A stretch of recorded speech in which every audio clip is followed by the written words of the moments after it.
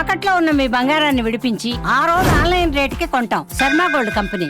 నమస్కారం అండి, సుమన్ టీవీకి స్వాగతం. నేను గీతాంజలి. ప్రస్తుతం మనతో పాటు ఉన్నారు వైదిక ఆస్ట్రాలజర్ గోనుగుంట్ల సురేష్ బాబు గురువు గారు. వారితో మాట్లాడి ఈ మార్చి 10 నుంచి గురు అనుగ్రహం అనేది ఒక 3 నెలల పాటు ద్వాదశ రాశుల వారిపైన ఏ విధంగా ఉండబోతుందో గురువు గారి మాటలో విని తెలుసుకుందాం. గురుగారు నమస్కారం అండి. గీతాంజలి గారు నమస్కారం అండి. చాలా సంతోషం మీతో మాట్లాడడం. చాన్నాళ్ళు అయిపోయింది, ఎప్పటి నుంచో అనుకున్న సమయం రావాలి దేనికైనా. అంతేనండి. గురుగారు, మరి గురువు వక్రగతి నుంచి మళ్ళీ యథాస్థానానికి వస్తున్నారు మార్చి 10వ తారీఖు నుంచి అని విన్నాము. మరి ఈ సందర్భంగా ద్వాదశ రాశుల వారికి గురువు ఎలాంటి అనుగ్రహాన్ని అందిస్తారు? ఎందుకంటే గురువు అనగానే ఎప్పుడు అనుగ్రహించే గ్రహం అని చెబుతూ ఉంటారు కాబట్టి, మరి ఆ బృహస్పతి గురువు ఎలాంటి అనుగ్రహం అందిస్తున్నారు, ఏ ఏ రాశుల వారికి ఎలా ఉండబోతుందో తెలియజేస్తారా? ఓం గం గణపతియే నమః. స్వర్ణలక్ష్మి నమస్తే అస్తు. పరబ్రహ్మ స్వరూపిణి రాజ్యం దేహి ధనం దేహి సర్వకామాంచ దేహి మే. స్వర్ణలక్ష్మి అమ్మవారు ప్రతి ఒక్కళ్ళకి పరమానందంగా ఉండే ఒక బ్రహ్మ జ్ఞానాన్ని ఇవ్వాలి. ప్రతి ఒక్కళ్ళు తమ కళ్ళతో హోలిస్టిక్గా ప్రతిదాన్ని చూడగల ఒక సామర్థ్యం మనకి ఇవ్వాలి. అలా ఇచ్చే ఒక శక్తి స్వర్ణలక్ష్మి అమ్మవారికి ఉంటుంది.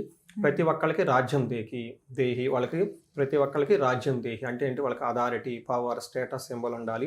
ధనం దేహి, విపరీతంగా ధనం ఉండాలి. సర్వకామాంచ సిద్ధి, ప్రతి ఒక్కళ్ళకి వాళ్ళ మనసులో ఎలాంటి కోరిక కోరుకున్నా ఇమ్మీడియట్గా తక్షణం నెరవేరాలి అని చెప్పేసి స్వర్ణలక్ష్మి అమ్మవారిని. మనకు వివేకం ఉండాలి. ఏ పని చేసినా కానీ రాంగ్ డెసిషన్స్ మనం ఏది చేసుకున్నా కానీ 10 ఏళ్ల తర్వాత 15 తర్వాత అయ్యో ఆ భూమి కొన్నాను రాంగ్ డెసిషన్ ఇప్పుడు రియలైజ్ అవుతూ ఉంటాం. అలా రాంగ్ డెసిషన్ చేసుకోకుండా ఇంటెలిజెన్స్, బుద్ధి మనకు ఉండాలి. కాబట్టి గణపతి మనకు అది ఇవ్వాలి. ఈ 2 ఉంటే చాలు. వివేక వైరాగ్యం ఉంటే లైఫ్ అంతా హ్యాపీ అంట ఆది శంకరాచార్య చెప్తూ ఉంటారు. ఇందులో మీరు అడిగిన విధంగా గురువుని గురించి చాలా ఇంపార్టెంట్ అండి. గురువు బ్రహ్మ, గురువు విష్ణు అంటారు. అంటే మనకున్న ఎన్నో జన్మల కర్మల మొత్తాన్ని కరిగించి ప్యూరిఫై చేసి సన్మార్గంలో పెట్టే ఒకే ఒక్క శక్తి గురువుకు ఉంటుందండి. అందుకనే ఆయనకి బ్రహ్మ విష్ణువు కంటే కూడా ఇంకా పెద్ద అని చెప్తూ ఉంటారు అనమాట. మనం లలిత సహస్రనామం చూసుకున్నా, లేదంటే విష్ణు సహస్రనామం చూసుకున్నా, ఎలాంటి స్తోత్రాలు చూసుకున్నా కానీ, ఎలాంటి పెద్ద పెద్ద హోమాలు చేసినా కానీ ముందు గురువుకి ప్రార్థన చేయకుండా ఏది చేసినా కానీ అది కలవదు. గురువుకి నమస్కారం చేయకుండా వెళ్ళినందుకు ఇంద్రుడికి ఇంద్ర పదవి పోయింది, బ్రహ్మపాతం చుట్టుకొని ఇంకా మళ్ళీ ఆయన స్వర్గం రాలేదు. ఆ తర్వాత అది ఇంకా డిఫరెంట్ స్టోరీ. వాళ్ళ వైఫ్ అదంతా మళ్ళీ గురువు దగ్గరికి వెళ్ళేసి అది పెద్ద ప్రొసీజర్ అనమాట. అంత పెద్ద శక్తి ఉంటుంది ఆ గురువుకి. చూడటానికి చాలా సింపుల్ గా ఓకే లోన్ ఏదో సంధ్యావందనం చేసుకుంటా మంత్రాలు చదువుకుంటా ఏదో లాగా ఉంటుంటారు అనమాట. బట్ వాళ్ళ చూపుకి, వాళ్ళ దృష్టికి, వాళ్ళ యొక్క ప్రెజెన్స్ కి చాలా ఇన్ఫ్లుయెన్స్ ఉంటుంది అనమాట. మనకి ఈ కాలంలో కనుక చూసుకుంటే గురువు ఎవరు అంటే అడ్మినిస్ట్రేటర్, ఓకే, ఈజ్ అ మంత్రి.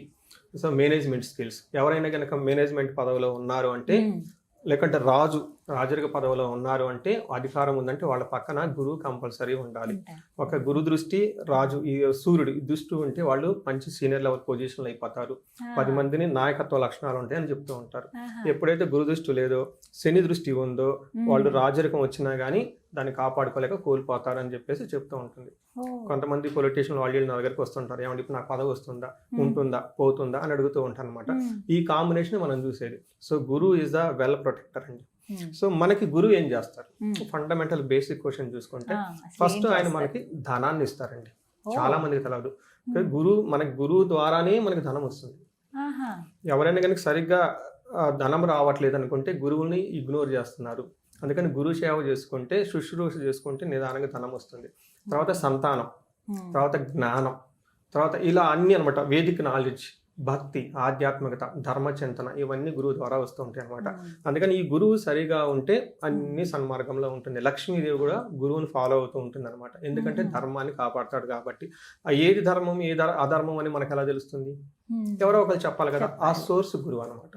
అందుకని చెప్పేసి లక్ష్మీదేవి వాళ్ళ అన్నగారు శుక్రాచార్యుడు కూడా గురువే ఆయన. అందుకని చెప్పేసి జ్ఞానము ఎక్కడ ఉంటుందో, ధర్మం ఎక్కడ ఉంటుందో లక్ష్మీదేవి వాళ్ళని ఫాలో అవుతుంటుంది అని చెప్తూ ఉంటారు. సో ఈ సందర్భంగా గురువు మొన్నటిదాకా రివర్స్ వెళ్ళిపోవటంతో దాని యొక్క ఇంపాక్ట్ 12 రాశులకి ఏంటి, ఇప్పుడు మరలా సన్మార్గంలో రుజు మార్గంలో రావడంతో వాళ్ళ యొక్క ఇంపాక్ట్ ఏంటి 12 రాశులకు చూద్దాం. తప్పకుండా. గురుగారు, మరి మిథున రాశి వారి పైన గురు ప్రభావం ఈ మార్చి 10వ తారీఖు నుంచి ఏ విధంగా ఉండబోతుందంటారు? ఈ మిథున రాశి వారికి చాలా చాలా మోస్ట్ ఇంపార్టెంట్ గురువు అండి, అన్ని రాశుల కంటే కూడా. ఎందుకంటే ఈ మిథున రాశిలోనే గురువు ఉన్నారు కాబట్టి.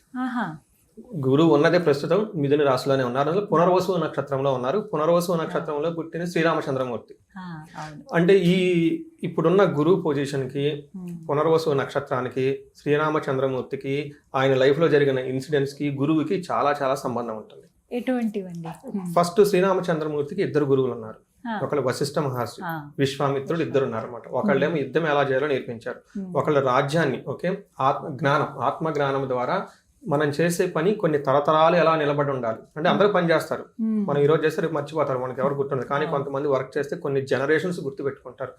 ఎలా మనం పని చేస్తే, ఎలా మనం ఈ లైఫ్కి అప్రోచ్ అయితే అలా మనం ఒక దేవుడు లాగా ఉండొచ్చు, ఎలా మనం చాలా దీర్ఘకాలంగా మనం ఉండొచ్చు అని ఒక జ్ఞానాన్ని విశ్వామిత్రుడు ఇస్తారండి. అదే యోగా వశిష్టం అని ఒక బుక్ ఉంటుంది, చాలా చాలా పవర్ఫుల్ బుక్. అందులో 10,000 శ్లోకాలు ఉంటుంది. ఫస్ట్ లో ఈ భగవద్గీత కంటే ముందు అందరూ అదే చదివేవాళ్ళు. 10,000 శ్లోకాలు డైలీ ఒక్కొక్క శ్లోకం గురువు వచ్చి చెప్పేవాళ్ళు. రాజులకి రహస్య జ్ఞానం అది. ఆయన వశిష్ఠ మహర్షి అంటే గురువు అనమాట. ఆ గురువుల నుంచి ఆయన షైన్ అయిపోయాడు. ఆ తర్వాత విశ్వామిత్రుడు ఏ ఆయుధం ఇప్పుడు వాడాలి ఏంటనేది నేర్పారనమాట. ఎందుకు చెప్తున్నామంటే ఎంతమంది గురువులు అంటే అంత గొప్పవాళ్ళు అయిపోతారు. ఇది ఒక ఎగ్జాంపుల్ మనకి. ఇందులో గురువు వీళ్ళకి పునర్వసు నక్షత్రం ఇందులోనే ఉన్నారు, ఈ మిథున రాశిలోనే ఉన్నారు. మనకి ఏం చెప్తారంటే పురాణాల్లో చెప్పేటప్పుడు శ్రీరామచంద్రమూర్తి గురువు ఆయన జన్మ రాశిలో ఉన్నప్పుడు రాజ్యం పరిపాలన రాజు కావాలి కదా, అయ్యి కవ్వకుండా అడవులకు వెళ్ళిపోయారని చెప్తూ ఉంటారు. ఇదేంటి మరి, అది మంచిగా చెడా? రాజు కావాలి, రాజ్యాభిషేకం చేసుకోకుండా భంగం అయిపోయేసి అడవులకు వెళ్ళిపోయారు. ఇది మంచి ఈవెంటా చెడు ఈవెంటా అంటే ఏం చెప్తారు? ఒక రకంగా అది మంచిది కాదని చెప్తారు. రాజు కావాల్సిన వాళ్ళు అక్కడ మన తర్వాత సబ్సిక్వెంట్ ఏమైందంటే అడవులకు వెళ్ళటం, రావణాసురుని చంపడం, ఇది అంత పెద్ద స్టోరీ జరిగిపోయింది. అందుకని ఇలాంటి సమయంలో ఇలా జరిగిందని చెప్తారనమాట. అప్పుడు ఇప్పుడు ఈ రాశి వాళ్ళకి అలాంటి సిచ్యువేషన్ వస్తుంది అని నీకు అంటాం కాదు. బట్ దాని యొక్క సమరీ ఏంటంటే రావాల్సిన పదవి రాకుండా మంచి కార్యక్రమాల గురించి పెద్ద పెద్ద పనులు చేస్తూ ఉంటారు. హయ్యర్ అంబిషన్స్ ఉంటాయి, హయ్యర్ గోల్స్ ఉంటాయి. వీళ్ళ వెనక పెద్ద మిషన్ ఉంటుంది. ఎందుకంటే గురువు ఈజ్ అ మంత్రి, ఈ have the full great strategy ఉంటుంది వీళ్ళ వెనక. అయితే అంత పెద్ద strategy right no they may not execute, but ఆ ప్లానింగ్ అనేది ఉంటుంది అనేది మనకు చెప్తూ ఉంటారు. మనకి సంస్కృతంలో ఏం చెప్తారంటే రాజకోపో యశహాని ఉద్యోగ విరోధకం బుద్ధి భ్రంశో భాగ్యహాని అని చెప్తారు.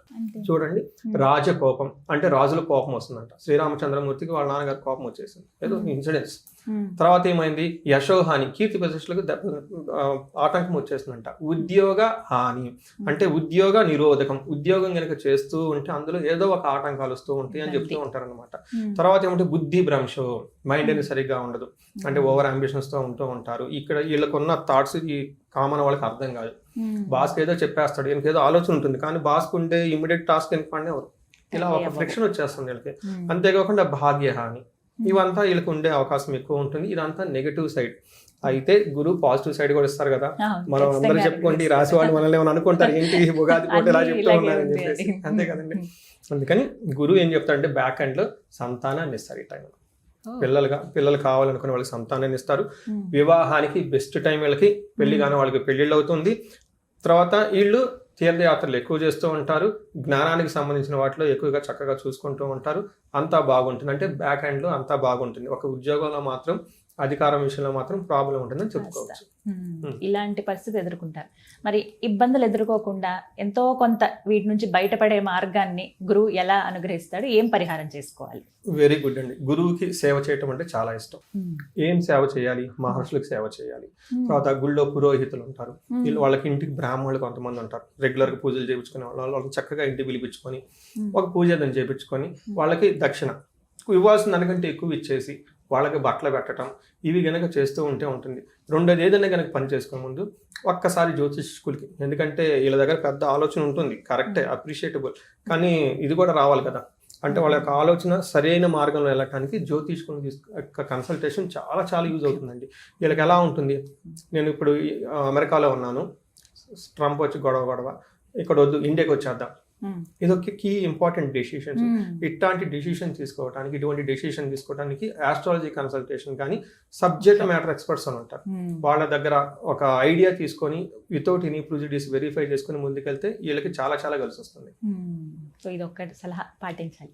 చక్కగా వివరించారండి. ధన్యవాదాలు గురువు గారు. ధన్యవాదాలండి.